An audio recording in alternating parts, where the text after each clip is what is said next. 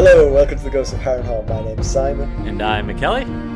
Thank you for joining us for episode 70 of our chapter-by-chapter book review of A Song of Ice and Fire by George Martin.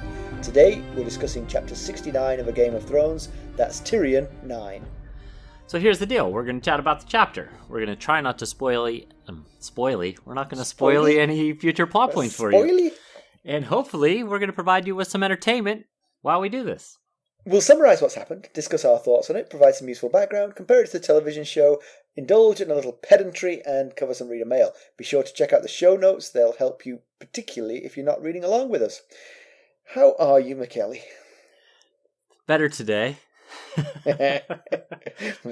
Why are we recording a day late, McKelly? I needed the day of mourning after the embarrassing debacle that the Steelers put on Monday afternoon at between 5 and 8:30 p.m. For listeners in the future, this is a complicated story to retell because it involves COVID and football and things like that. But basically, the Steelers were on for a perfect season until they lost. Yes. In prime time for all to see. Against a 4-7 team. Mm-hmm. But, the Washington football team did get 10 days to prepare and plan for a Steelers game, and the Steelers had 4 days to cobble something together for a game against the Washington football team. But no excuses will be made. Again, that's another COVID aspect to this. So yes. Future listeners will be like, wow, must have been a crazy time. Yep, that it was. But the Steelers made enough mistakes to hang themselves, and that they did. I will reassure you on the pod, as I've reassured you in person. No 16-0 team has ever won the Super Bowl. Right? You've avoided that. The Dolphins in 72 no regular won season, 16-0 team. Yes. Do not come at me with your details. I am correct with what I say. Right. So you've guaranteed victory, I think. That's what it is. We play like we have the past 2 weeks. Where the only victory we're going to see is earlier round first round draft pick next spring.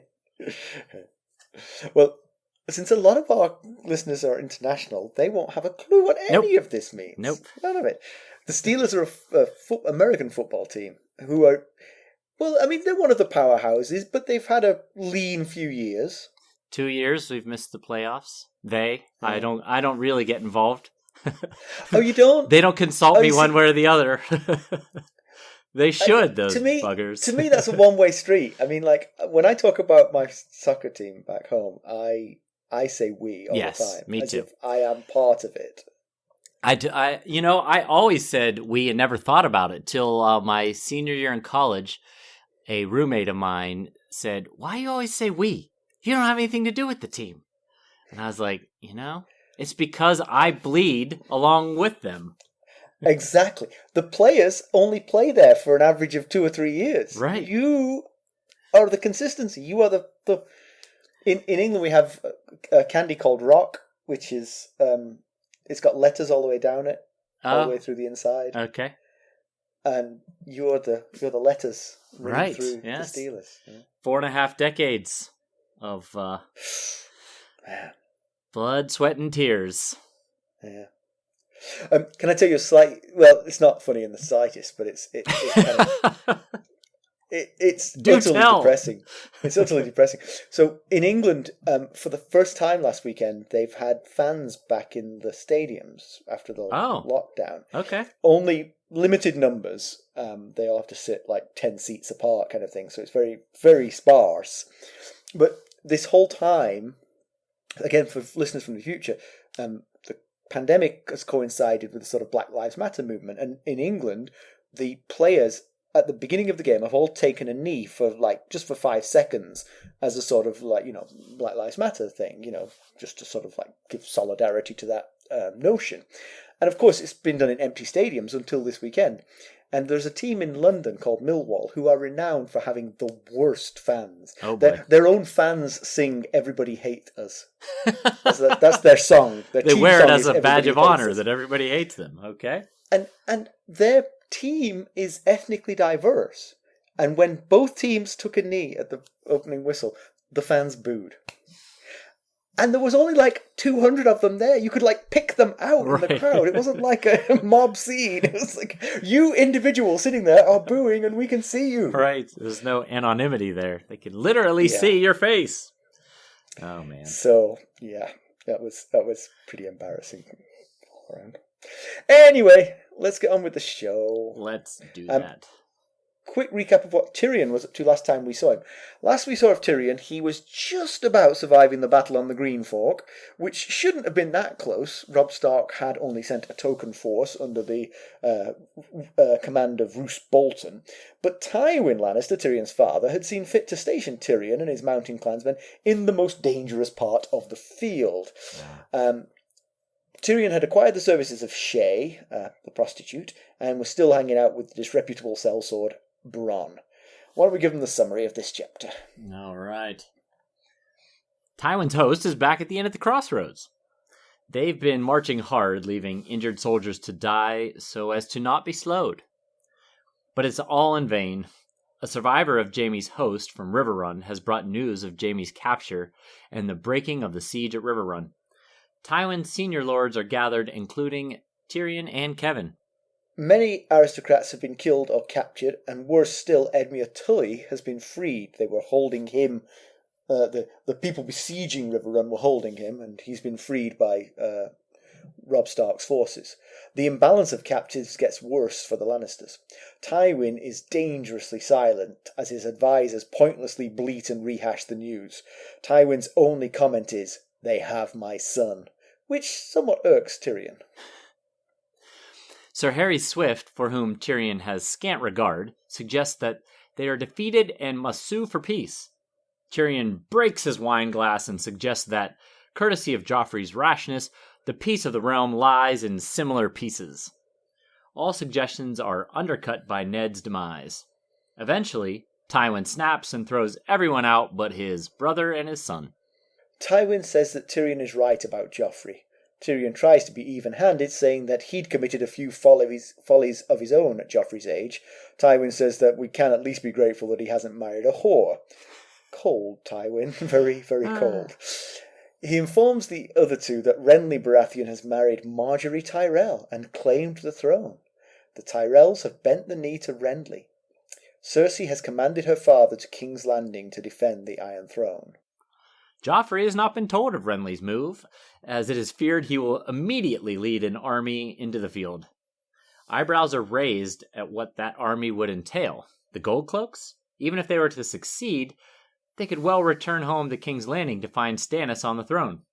There's no real news of Stannis, just some rumors and guesses. Tywin decides that they will continue south to Harrenhal, which is large enough to hold his host, and is a defendable location. Tywin orders raiding parties to torch the Riverlands. Tywin suggests that Tyrion's mountain men might like some of that action, but Tyrion wants to keep them with him. Tywin tells him to get them under control then, because Tyrion is being sent to King's Landing to rule. Tywin lists the stupidities and questions the worth of the small council. Tyrion asks, "Why me?" His father replies, "You are my son." But Tyrion cannot see the olive branch. All he hears is his father giving Jaime up for dead. Tywin dismisses him with one last command. Do not take the whore to King's Landing. Tyrion goes to Shae and tells her that that is exactly where they're going. Aha! Take that, father. I guess so. So, by the way, I really enjoyed this chapter. Yeah, Just I did too. FYI. It's a good chapter. This one a lot. Yeah. So, and I think a lot of the chapters I enjoy a lot are the ones where you get sort of like a lot of exposition about things that have been going on. Yep. Because the whole first half of this chapter is basically a messenger from Riverrun recounting everything that's happened at Riverrun, which is nice because there's a lot of things happened there. And so to get it in the summary from a messenger makes it a lot, keeps these books nice and short. Right. Keeps it under a mere 900 pages. Yeah, you're right. I mean, this scene basically is just sitting at a table discussing things. So, there's not a lot of actual action going on, but you get a lot of really interesting and useful information. Yeah. So the messenger recounts what happened at the Whispering Woods, which is, of course, where Jaime was taken captive, and the subsequent battles around Riverrun. It's basically a domino effect, as you might expect. Without Jaime, Riverrun is quickly freed. We told you that the army, Jaime's army, had to be split into three, Right. and so Robb's army was able to take care of them in thirds quite easily. And then most newsworthy is the freeing of Edmure Tully, who was being who's seems a little bit strange, but I guess it makes sense that they kept him right next to Riverrun after they captured him. Yeah. Where else would you keep him? I guess you could have sent him with a guard back to the Westerlands, Casterly Rock or Lannisport. I assume Casterly Rock. Yeah. But because he was there and the siege was lifted, they were able to free him. So Edmure Tully was probably the highest value captive that the Lannisters had now that they decapitated Ned. Right. I mean, Sansa, I'm sure, holds a lot of value to Cat, but as far as battle strategy goes, maybe not as much as the future Lord of Riverrun. Yes, quite. The only parts of Jaime's armies that seem to escape are a band of sellswords who weren't exactly loyal, and when they saw the battle going against them, they scarpered quickly. Turned sides. And Kevin, he kind of chides Jaime for trusting the sellsword, but Tyrion, of course, is doing the same thing with Bronn, but I think Tyrion made it pretty clear in the chapter when they were making their way through the Mountains of the Moon that he gets that Bronn is hanging out with him because he is his meal ticket. So yeah, and I mean, presumably Jaime's smart enough to know what a sellsword is as well. Right.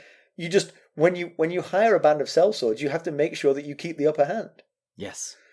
Yeah. If you don't keep the upper hand, they're gonna flip. Yeah, that's very true, and they did. Yeah. But so Harry's Swift, which is a tough to get that double S in there. Harry's Swift. He's apparently not familiar with Riverrun because he is perplexed why Jaime would have split his army into three. What would he be thinking to do this? I think Harry Swift is a character that's put in there to allow us to have a little bit more exposition so that we as readers can understand it. Right. He asks the dumb, obvious questions that exactly you need to have asked. But we knew because Brendan Blackfish Tully explained in I think it was just the previous Cat chapter about the issues with sieging Riverrun. Because, as we mentioned, because we brought up Pittsburgh at this point, Riverrun sits at the confluence of the Tumblestone coming from coming down from the northern part of the castle, and the Red Fork coming from the southern part of the castle. They meet right there. And then so they make two parts of a triangle, and if there's trouble for Riverrun, they open these gates that flood a large moat from the western side and basically make Riverrun an island castle. Yeah. So if you're going to siege it, you got to have someone on the northern bank of the Tumblestone, the southern bank of the Red Fork, and then in that western part between the two rivers. Quite. Well done. That was good explanation. By the way, Harry Swift is the father-in-law to Kevin Lannister. Oh, that's right. His daughter Dorna is Kevin's wife. And Tyrion kind of mocks him. Tyrion's thoughts mock him. Yes. For a bit like the only thing he ever achieved in life was getting his daughter married to a Lannister. Exactly. Yes. Yeah. Mm-hmm.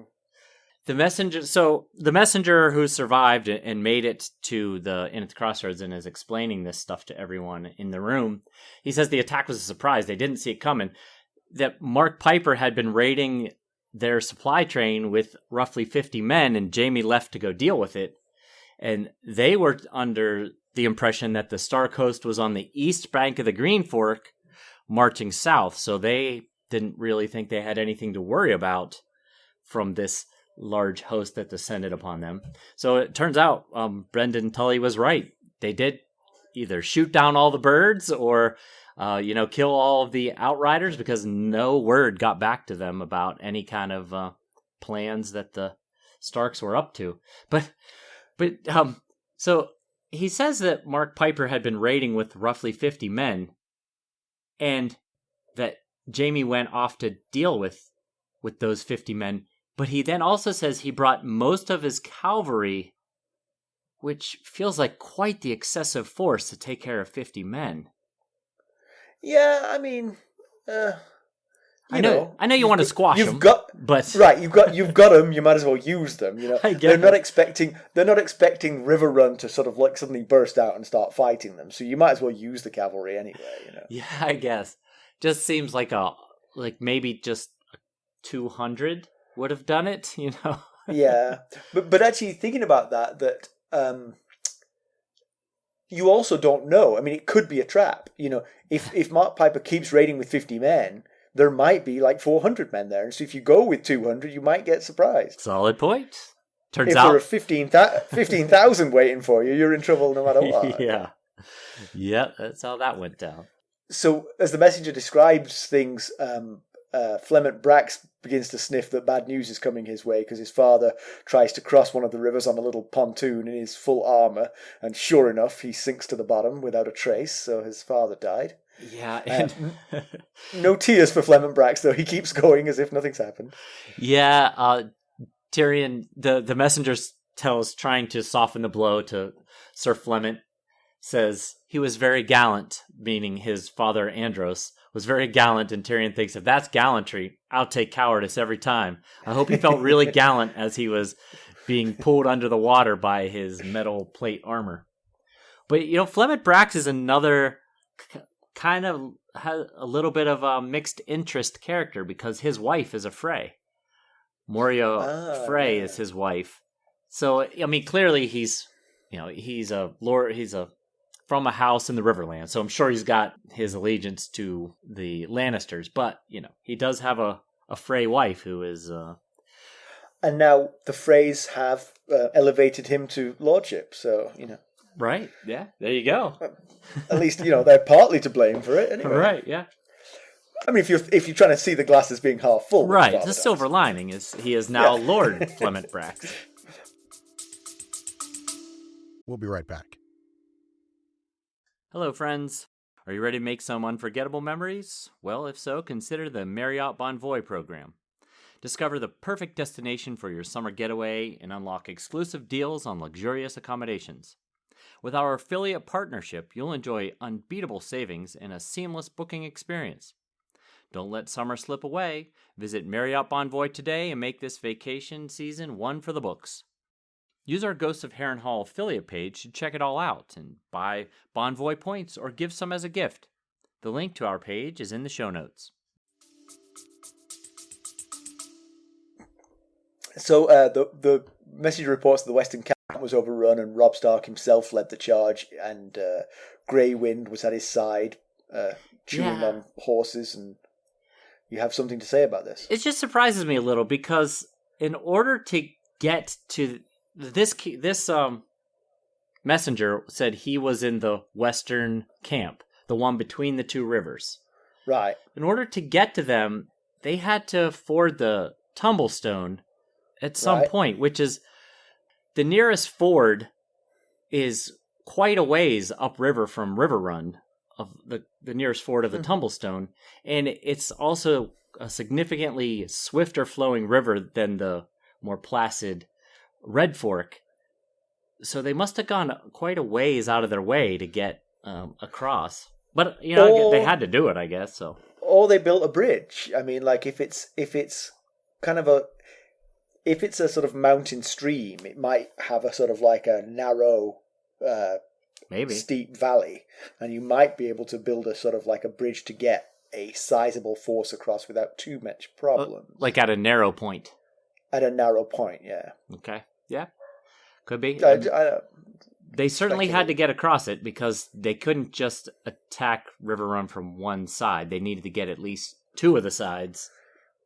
Well, but did they though? Because I mean, if the rivers are truly impassable, you could just take out one side and then sort of like just point across the river threateningly, like, right.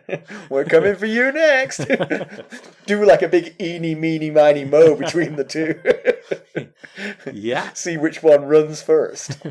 I'm betting it's the one with the most sellswords. Sellswords, yes. We will hire sell swords. We'll pay double what they're paying. So now the Lannisters' host is basically Tywin's army, which has continued to dwindle from his hard march back south again, from the Battle of the Green Fork. Yeah, and they're in quite a pickle. Oh yeah, because they can't go north because basically if you go north, you either try to go across the river at the Twins, that's close to them now, or you try and keep going north and then you hit Moat Cailin and that's close to them as well. Yep. So there's nothing north. East of them would be the Vale of Arryn, and there's no warmth for the Lannisters there. They could flee back to the west, but they'd have to go via Riverrun. Right. Riverrun is on the way back to Casterly Rock. Yeah, that's pretty much closed off to them now. Yeah. They could head south, but now reports are coming from the south that the Reach and the Stormlands are in open rebellion against them too. Yeah. The Reach being the home of the Tyrells. The Tyrells have now plighted they've pledged themselves to Renly. Right. Renly has claimed the throne, so they're going to fight for this, clearly. Luckily, there is a silver lining, and that is that Jaime is Warden of the East. So, as that is such a useful position, he can simply say, I need the Vale to stand down and let us enter. Yes. From his cell, right. Cat gives him a raven and a piece of parchment. Strange that you're writing to my sister. No, don't worry. I'm sure this will go over well. I know my sister. Yeah, so Tywin, sort of like weighing up the pros and cons of where to go, he thinks they'll just head south and just hide out at Harrenhal, basically, which they can defend, and then, I guess, hope that the situation improves somehow. Yeah, I was wondering about the Vale of Arryn, and I wondered if Lysa knew what a vulnerable position the Lannisters were in, if she might come down the hill, dare come beyond the Bloody Gate. If she knew, like, we could take them out with one good push here, if she might be moved to do so. But she doesn't seem to be moved to move at all. Yeah.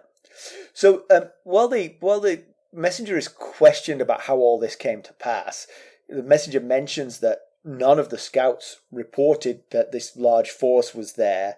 The best intelligence they had was Mark Piper and his 50 men. Gregor Clegane, the Mountain, Sandor the Hound Clegane's brother, voices some nice thoughts. He says that any scout that comes back without seeing anything is not worth his eyes, so those eyes are plucked out and given to the next scout to carry, because then he'll have 4 eyes. Right. And if I was forth. Oh yeah, if I was scout number 2 or 3, I would definitely find something. Right. There were people everywhere. Yeah, exactly. There's others. There's whites. Run away. Speaking of Sir Gregor Clegane, Tywin also mentions that Sir Beric Dondarrion and Thoros of Myr are still harassing them. So they're still out fighting the good fight that Ned sent them out on his day on the Iron Throne, when he told them to go. They'll eventually bring Gregor back to justice. Eventually. They're going to keep trying until they get the chance. Yeah. But Tywin does, so he sends everybody off. He's irked. He's had enough. He sends everybody off except for Tyrion and his brother Kevan. And he says to Tyrion, "You're right with Ned." In fact, apart from saying they have my son at the start of the chapter, he doesn't speak another word until he throws them all out, right? Right. All of this conversation is just Tywin is just sitting there silently listening to all this garbage. Yeah, Tyrion was actually thinking he is a pretty silent guy unless he has something to say, but he can see sweat beating on his forehead, and he can see in his eyes the tension building there. But when he clears the room, he tells Tyrion, "You're right. With Ned, we might have been able to make peace with the North in Riverrun, and in doing so, it would have given us time and the opportunity to deal with the Baratheon brother situation." Right. So, if only Joff had allowed him, Exactly. That would be a great outcome at this point, because things are bad for Lannister.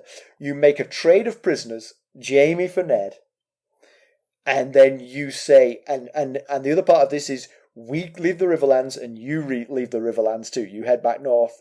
I think everyone would walk away from that happy. I think so. And then you can protect the Iron Throne from the Baratheons. Right.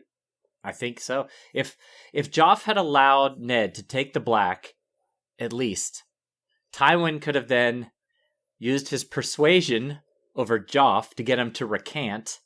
Yeah. And, might have had a deal here. But now, with Ned gone, they're basically surrounded by enemies on all sides. Yep. But Tyrion does say something I thought was funny. He says, "Take heart, father. At least Rhaegar Targaryen is still dead."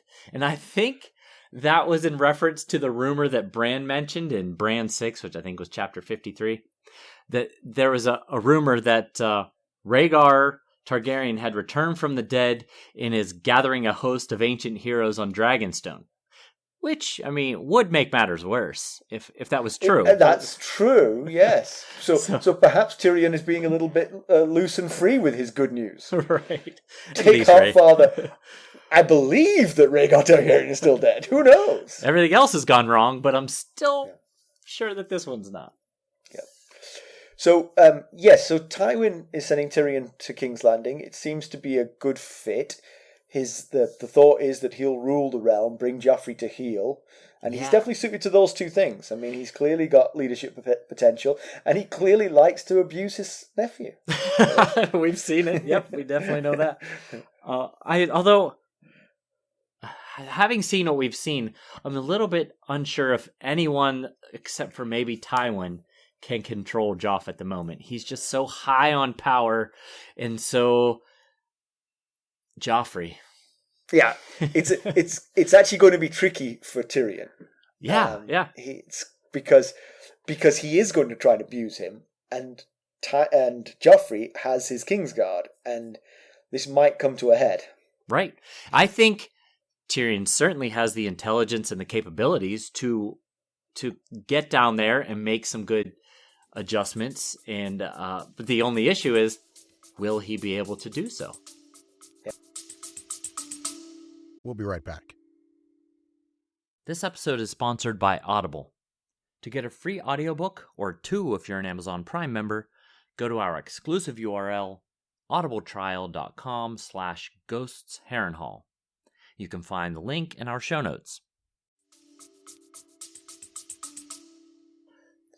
It's a backhanded compliment from Tywin because he's revealing for the first time trust and faith in his younger son. Right. But presumably that was always there. But it's also a kind of horrible calculus that he's basically writing Jaime off as gone. Yeah, that Can't doesn't see sit a way well to with get Tyrion Jaime either. back. No. Yeah. So now he's actually investing in Tyrion as his son and heir. I think he might be Tywin. That is, might be jumping the gun a little bit. The North is angry, no doubt. But he has to remember that the Lannisters do still have Sansa, and they think they have Arya. The North thinks they have Arya. So they're probably not going to kill him while they have the daughters. Yes, but his problem, the problem that Tywin perceives, I think, is that he knows now that they're not in any position to win militarily against the North now. Right. Not as things currently stand. Yeah, they are in big trouble militarily. With the benefit of Harrenhal's walls, he can probably hold out against the siege against Robb Stark, but not win anything. And the problem that's compounded by the fact that he can't see any diplomatic way to get Jaime back because he's got nothing to offer in return. Right. Sansa just doesn't cut it. Right. I agree. But Tyrion, he has mixed feelings about this whole thing. On one hand, he admits to himself that, well, no, he doesn't admit because he says he's more pleased than he would admit. So by definition, he's not admitting to it. I think that's an admission of sorts. Right. But he's also wondering, though, if he's being left to hold the left again, like he did in the Battle of interesting. The Green Fork. Is he being put in a compromising position in a position where he's being set up to fail? But you know what? I'm not sure. I'm not sure that's true. Actually, I think. Well, obviously, the larger part of the sort of loyalist Lannister military force is up here in the Riverlands. In fact, just Tywin's army, basically. But King's Landing is pretty defensible. Right. It has high walls. It's, surrounded by water on two sides. But it doesn't have a military per se. Right. It has the gold cloaks, but they're not really the same. I agree. They beat up urchins. They don't fight people who are similarly armed. Right. There's probably not even many of them that are knights. Probably none of them, I wouldn't think, would be knights. Yeah. So, Tywin is absolutely scathing about... So, what I'm saying is, yes, it does feel like you could be putting him in... Tyrion might be being sent into the dangerous part of the thing, but Tywin must care about King's Landing, because that's where his daughter and his 3 grandchildren... Right. And now his remaining son are all going to be. Yeah. So, yes. You can't give that up as the left side of the line. Right. I think maybe he's thinking more of, like, am I being set up to be the scapegoat for this? Like, you get down there, and then they're like, oh, Tyrion screwed this all up. It was during your rule that it all fell apart. Right. And also sort of use that to sort of whitewash Joffrey's sins in some way. Right, yes. So 3 years from now, you oust Tyrion as being hopeless, and Joffrey, who hopefully has been conditioned to be a bit better, steps in as the noble king. Yes, and something like that. You forget all of the earlier crimes. Yeah. Like a reset button on Joffrey's rule. Yeah. So Tywin is absolutely scathing about what's going on in King's Landing. Particularly the elevation of Janos Slynt to be Lord of Harrenhal. He said, Harrenhal used to be the seat of kings, and now it's been given to a butcher, the son of a butcher. Yeah. And I had suggested when it happened, in the chapter when it happened, that I thought maybe the honor was being bestowed upon Janos Slynt to get what they wanted out of Janos Slynt, but they never actually intended for him to have it long term. It was more of a carrot. Yeah. Tywin does not intend for him to have it. He actually says at one point he will never see this place. Yeah, so. And Cersei may have known that, I mean, she may have realized, oh yeah, this isn't going to happen, but Janos Slynt doesn't know this isn't going to happen, so... But then, I mean, how much do you need to give the man? I mean, gold would have worked. Right, yeah. You don't need to give him this. You certainly don't need to give him a seat on the small council. Unless he's a strategic genius, as well as being the son of a butcher. He doesn't need a seat on the small council. Right? Yeah. They gave him, it seems like, Ned was bribing him with 5,000 gold coins, which is a lot of money. Right. But since the 5,000 gold coins were being carried to him by Peter Baelish, right, he could have told them these were from the Queen. Yeah, that's a good point. So, he could have been. This 1,000 gold coins is from Ned Stark. 1,000? I'm not doing it for that. How about I throw in Harrenhal? Done. Yes, Tywin's also mad about the Hound being made a Kingsguard. Yeah. He says that you feed your dog bones from the table. You don't elevate it to the highest table. Yeah, he has an issue with the Hound as a member of the Kingsguard, but he has Gregor Clegane, the Hound's older brother, leading men under the Lannister name here and there. I guess the difference is that Gregor's dirty work is done on the down low, and the Kingsguard is a prestigious, highly visible position. Right, I think that's the problem. I don't think he has a problem with the Hound being like he is. Right, the personal protector. Yeah. But of course, we know that Sandor Clegane is much deeper than would first meet the eye. He has a soft, protective spot for Sansa Stark. Did you say Gregor or Sandor? I don't know. With me with names. You meant Sandor. Yeah, you got it. I heard Gregor, so I was like, he's got a soft spot? Who for? I don't think Gregor has a soft spot for anything. Tywin also complains about the ousting of Barristan Selmy. sure, he was old, but he brought gravitas and experience to the small council, Yeah. which are sadly lacking now. Yeah, it's just, a lot of it is, the same optics, only in reverse, as the Hound being elevated to the Kingsguard. Barristan Selmy, he might have been older, but he still had prestige and, respect in the realm. Yeah, and then lastly, I mean, basically he's going through the small council at this point. Baelish, Pycelle, and Varys. What kind of counsel are they giving the young king when he lurches from one folly to the next? Yeah. I think Tywin probably needs to see it for himself. They are just trying to stay alive. Right, yeah. We saw it on the pulpit in Arya's chapter. We know at least Cersei, Varys, and the High Septon, who's not a member of the small council, but we know that those three went to Joffrey after he said, bring me Ned's head to Sir Ilyn Payne. They were trying to get him to change his mind, but they had no luck. And it seems like there was previous conversations about this as well, because he said, my mother wants me to let Ned take the black. So, people had tried to advise him. He just ignored it all and jumped to another folly. So Cersei's keeping Joff in the dark about Renly because she's afraid that he's going to take the Gold Cloaks and ride south.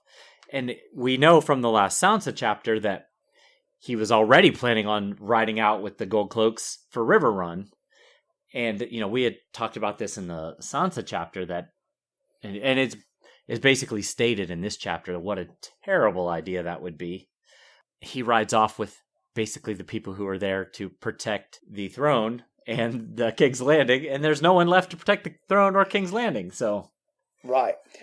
And he's not likely to win. No. With basically an armed police force at his back. He's going to lose, Whether he leads them against Robb or Renly, he'll be woefully outnumbered. Back in Ned 13, which was chapter 47, he told Peter Baelish that Ned had to have the Gold Cloaks because they were 2,000 strong. Well, that might be a nice force inside the walls of King's Landing, but out on a battlefield when he's up against armies of 10,000+ with real leaders, right? This Gold Cloaks would be led by Jaina Slint and Joffrey Baratheon. I mean, I think Mark Piper's 50 raiders might be able to take. So we finally do get news of the Baratheon boys, which we've been waiting for.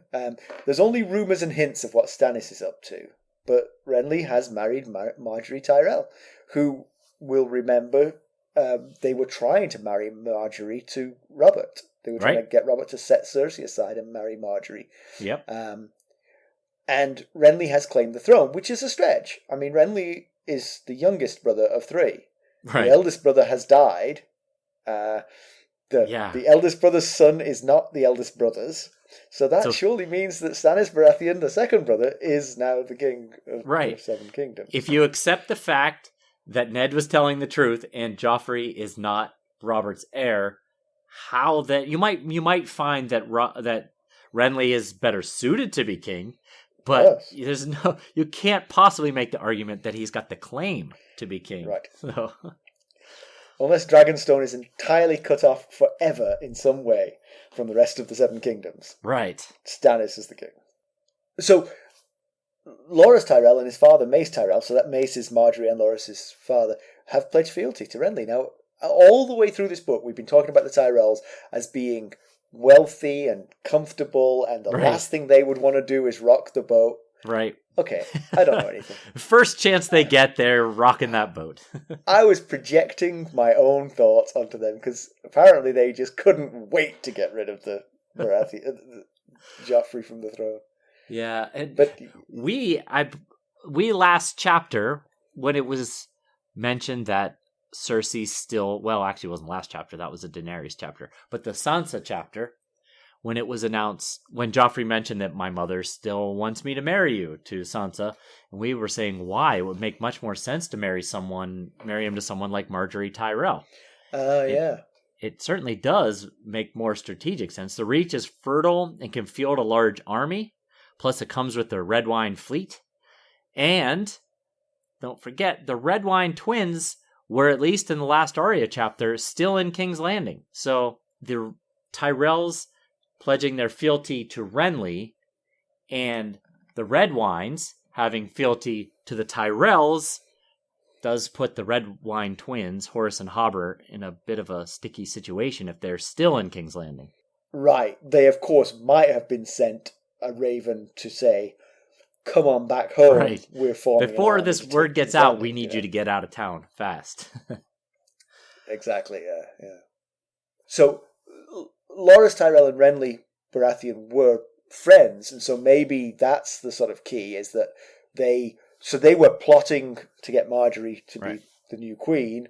Maybe their friendship has led this to, to come to a head, and Loras has got sway over his father, Right, yeah, that's what it depends on how much sway Loras, who I believe is the youngest son, has over his father Mace.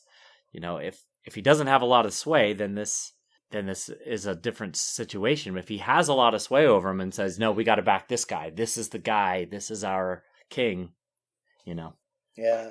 It is an interesting calculus, though, for the Tyrells, because you're absolutely right. If they are sort of semi-ambitious, sending Marjorie to King's Landing to marry Joffrey is a simpler route than marrying her off to Renly and then trying to win King's Landing. First against the Lannisters, and then against a very irate older brother. Right, exactly. Yeah. So, because of what Renly's done here, it very much tears the allegiance within the Stormland into 3 different threads, because Stannis is the eldest, a Baratheon. He's the oldest living Baratheon now, but Renly is the Lord of Storm's End, and Joff, and I'll put in finger quotes here, is the son of Robert and the current king. So Stormland houses would have to decide, who are we backing here? Do we back Robert's son? Do we believe the rumor that he's not Robert's son? He's also the king? I guess you could at least just split that into Joffrey versus the brothers for now. Because, you'd hope the brothers wouldn't fight each other before they got rid of Joffrey. Well, yeah. So that was another thought I had, because Kevin then, very next line, says, these are grave tidings. He's referring to Renly claiming the throne and gaining the Tyrell support. And it depends on how these Baratheons, what they're going to do, because it's not necessarily grave tidings. If Renly weds Marjorie, rouses a host from the Reach on Stannis' behalf, that would definitely have been very bad. Very bad. Yes. Bad news very, for very Lannisters, bad. Yeah. But since he's not the heir and Stannis is, Renly's claim is, as we just discussed, obviously false. And it's doubtful that Stannis is going to just be, sit by and be passed over by his younger brother. So it might divide the Baratheon forces and weaken their position, as opposed to making a stronger, unified force. Yeah, although I will say, Stannis has sat around and done nothing for the entire book. So maybe that is in his character, in fact. He misses the days of the siege, and he's just reliving it by not doing it. People keep wondering why he's eating leather bootstraps. And we have a steak ready for you. Yeah, no, you're absolutely right. So the good news, the hope for the Lannisters is that the Baratheons do get into a fight against one another. The fear would be they'll take care of Joffrey first and then squabble over which one of them takes the throne. That would be the logical option. And certainly, if I'm a if I'm a Baratheon loyalist and I'm not sure what's going on, I just fight for Renly or Stannis, whichever one I hear from. I go fight for them, help them win the throne, and then if the other one ends up on the throne, I'm fine with that. It doesn't bother me. Right? Yeah. From the Bannerman perspective, yeah, I agree. But Tywin tells Kevin and Tyrion that he felt from the beginning that Stannis is a greater danger than the rest combined, which is pretty high praise for Stannis, who's done nothing but sit on Dragonstone thus far. He's done nothing, but still he's considered by Tywin, who's a pretty savvy. Yeah, He's shrewd. He can't possibly have a bigger army than Renly, because Renly's got the reach, and even if they split the Stormland 50-50, Renly would still have the bigger army. So why does he find Stannis to be the bigger threat? I think it's not just the claim itself. It's not just the fact that he has the more legitimate claim. I think it's that Stannis' prowess as a military leader and strategist.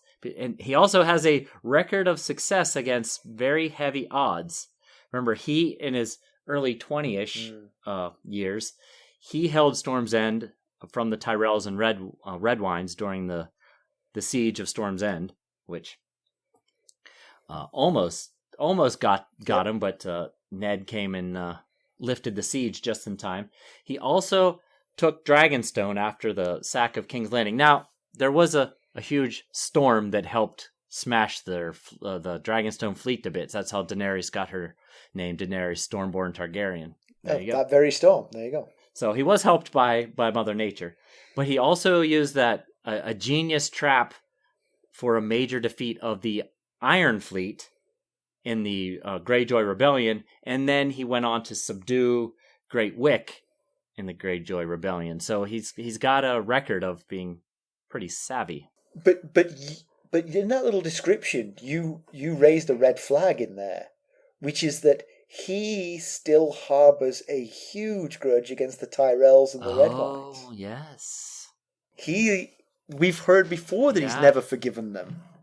And now all of a sudden his brother has sided with them smartly. I mean, Renly's not going to win the throne with half of the Stormlands.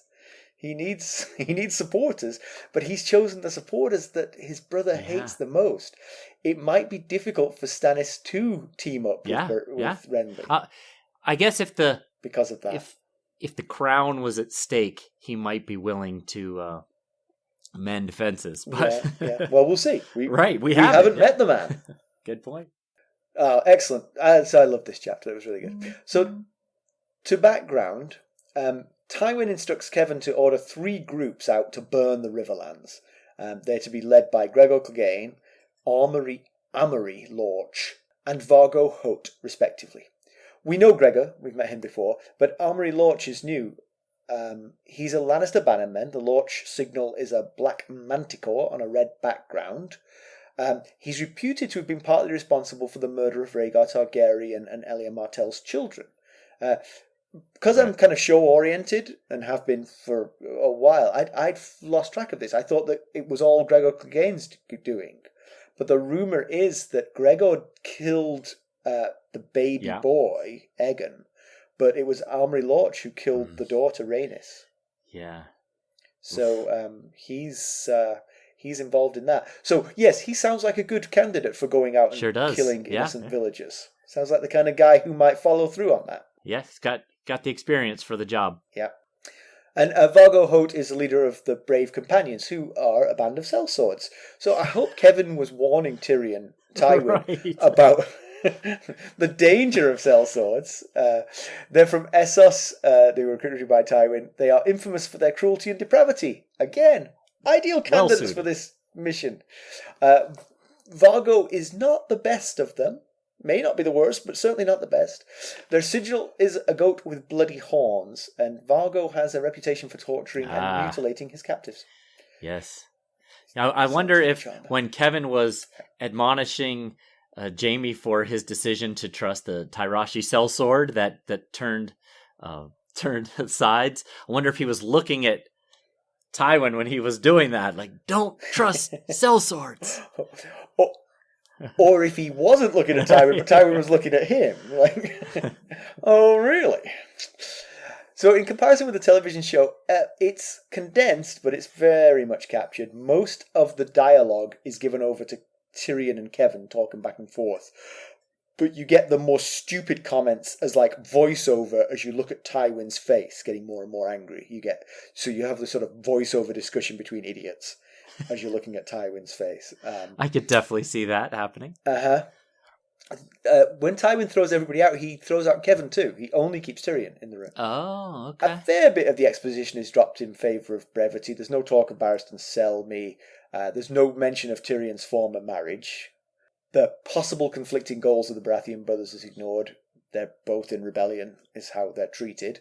But Tywin does wonder as to the value of Varys, Pycelle, and Baelish.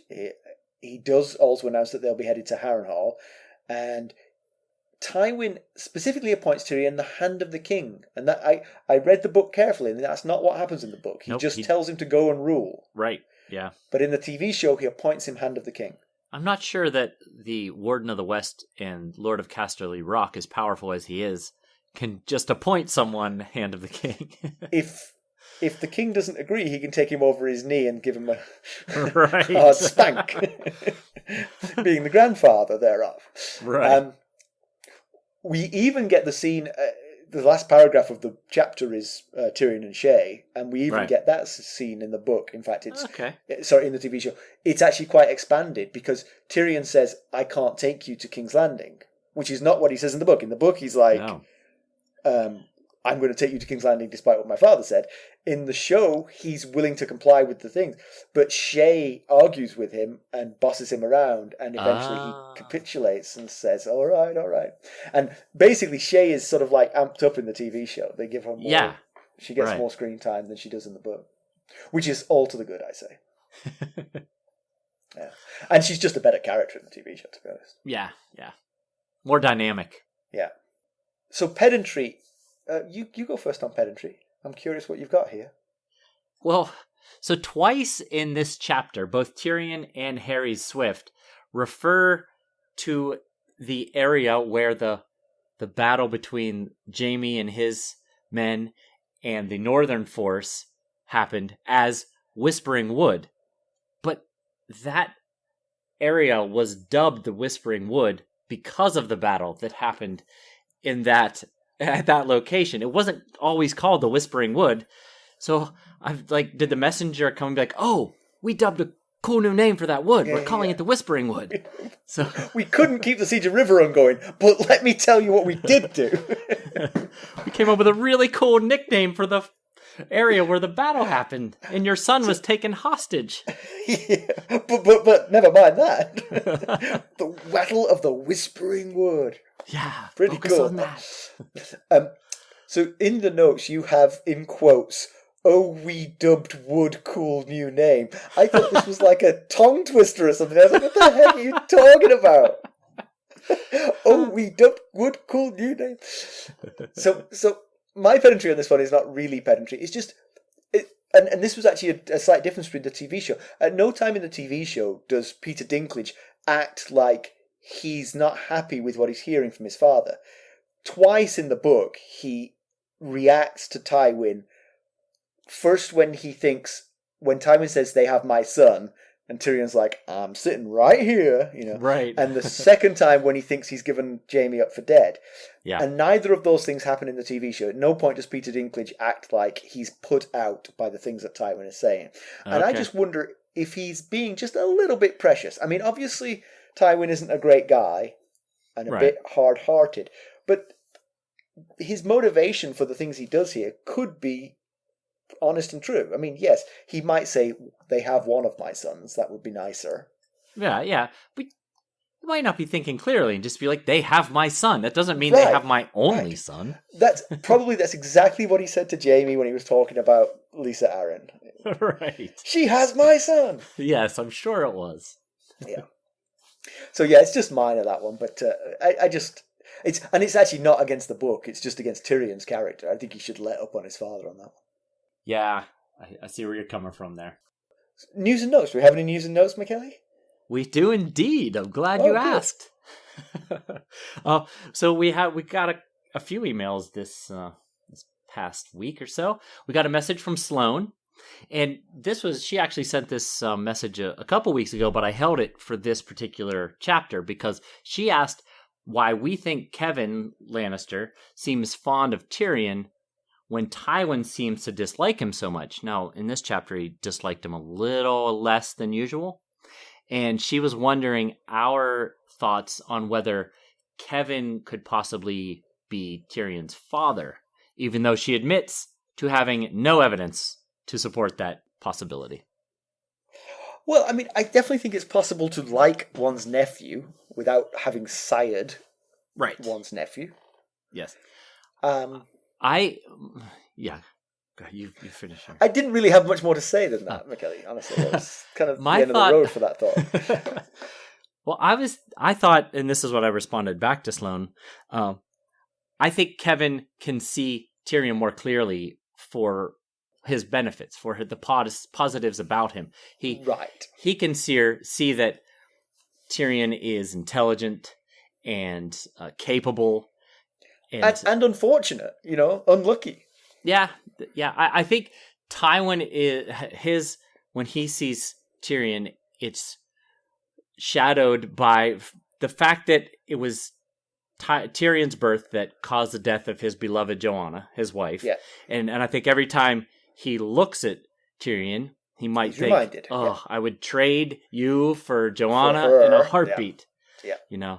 But also there's probably some embarrassment that someone as powerful and such a big character in Westeros has a dwarf son, and that's probably something that bothers I think that's enough. I don't think we need Sloane spreading rumors about Tyrion's birthright. I think because what you said there makes perfect sense to me. I mean, Tywin can't get past what Tyrion is and what Tyrion did inadvertently. Kevin sees an unfortunate child who he's fond of and who's smart and fun to be around. Right. Yeah. We also got an email from Jenny, and she mentioned that did we consider that the Hound possibly saved Sansa from a terrible fate by stepping between her and Joffrey when she was considering pushing Joffrey? Oh, not saving Joffrey, but saving Sansa. Sansa, right. Because of Cersei's wrath or Tywin's wrath or whoever. Someone's wrath. Probably likely Cersei's wrath. Now, Sansa thinks before she does it, if I fell to my death while pushing him, that wouldn't be the worst thing. But she doesn't think, if I don't die, I'm going to be in some serious trouble. So... Yes. That's hot water right there. Yes. And how was your day? Well, I pushed your son off the battlements. I killed the king. Mm-hmm. And then I had lemon cakes. That's right. She said she also loves the descriptions of the Vale and the Eyrie, as I do. Oh, well. A kindred spirit there, McKellar. That's right. And I'll put out a general thanks to the people who contacted us to notice that when we published the Sansa 6 episode, we gave it the title Daenerys 9, which was unfortunate. But who did that? What a dummy. Since you do all the work, it's really very cruel of me to point out the flaws. It was because I was uploading it while we were talking after the Daenerys 9 episode. Yes. So I just wrote Daenerys 9 down there. We don't normally do that. We don't normally record on the day we publish a different episode. Right. And so I totally understood how it happened. Anyway, let's conclude. The Western Lords were pretty much ready to broker peace with Robb. Were it not for Joffrey, this could all have been behind us. We could have peace in the realm right now. Right. Wrap this book up. One book. Yeah. Can you imagine? It wouldn't be a great ending, though. Joffrey ruling the Seven Kingdoms. That's not really what I want. How I want the book to end. But we were talking in the last Sansa chapter about if she followed things far enough back, she might get to the realization that a lot of her troubles were her own doing. And I was thinking, if Tywin followed the trail back far enough, he might discover the same thing. He started the fighting in the Riverlands by sending the Mountain in on raiding parties to provoke Edmure to spread his men thin so that then he could have prepare for an easy sweep of the Riverlands strongholds. If he hadn't been messing around doing that, he could possibly have come to King's Landing and guided Joff and Cersei in the way that he wanted them to be guided. Handle Ned the way he would have wanted Ned to have been handled. Very interesting. But then there's a lot of people could get blamed here. I mean, if Tyrion had been there, he could have been doing what Tywin has now asked him to do. If Jaime hadn't run off to the Riverlands. Right. Yeah. Yeah. Of course, one person who I have faith in their ability to control Joff would be Tywin. If it wasn't Tywin, Yes. I would think it would be Cersei. Clearly, that's not working. Well, I think she can. I just think she thinks that he's making good decisions, apart from the one she disagrees with. I don't think Cersei wants to curb him. I think she thinks his excesses are acceptable. I think Tyrion and Tywin are of a mind where we need to stop that boy from acting on his impulses. Cersei is more of the opinion, his impulses are fine. Well, yeah, except He's for that my golden child. She hasn't told him about Renly yet because she's afraid he's going to ride off with the Gold Cloaks and leave the city barren of defenses. So she's not entirely okay with his impulse control issues. Well, yes, okay.